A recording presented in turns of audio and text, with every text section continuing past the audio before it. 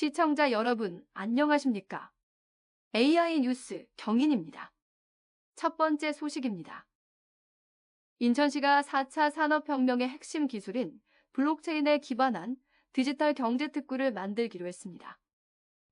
인천시는 블록체인 허브도시 인천 조성을 위한 4개년 마스터플랜 수립 연구 용역을 추진한다고 밝혔는데요.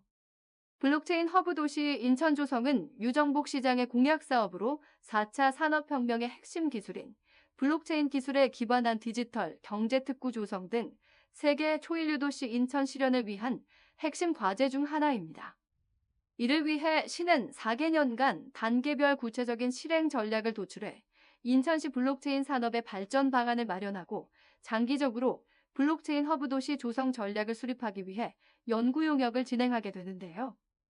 용역은 31일까지 접수를 마감한 후 제안서 평가를 통한 협상에 의한 계약으로 사업자를 선정해 6개월 일정으로 진행할 계획입니다.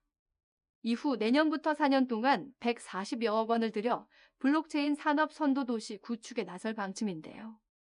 또한 블록체인 칼리지 개설과 블록체인 기술 서밋 포럼 개최 등을 추진할 계획입니다.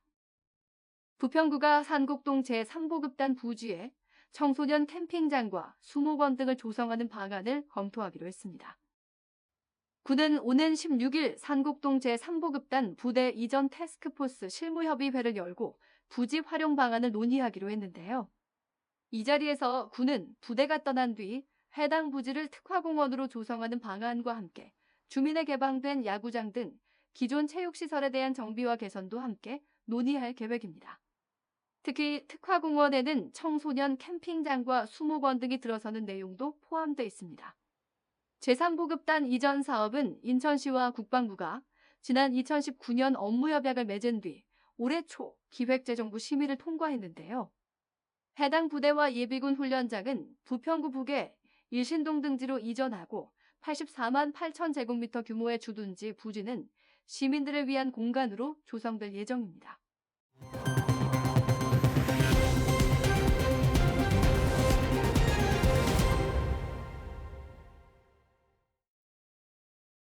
교육부가 장애인 평생학습도시 운영지자체로 계양구를 선정했습니다. 계양구는 교육부의 장애인 평생학습도시 지원 사업을 통해 9천만 원을 지원받게 됐는데요. 구 예산까지 모두 1억 8천만 원을 장애인 평생교육 사업에 투입할 계획입니다. 계양구는 장애인 평생교육 기반 구축과 교육 프로그램 운영, 학습자 지원체계 구축 등 모두 17개 사업을 추진합니다. 김포시가 광역소각장 입지 후보지를 검토하기 위해 입지위원회를 구성했습니다. 이번 위원회는 주민대표와 전문가, 시도의원과 공무원까지 모두 12명으로 구성됐습니다. 위원회는 지난 10일 1차 회의를 열고 입지 선정 공모를 통과한 후보지 3곳을 중심으로 심의를 시작했습니다. 이날 위원들은 위원회 운영 규정과 용역 실시 여부, 후보지 여건을 함께 검토했습니다.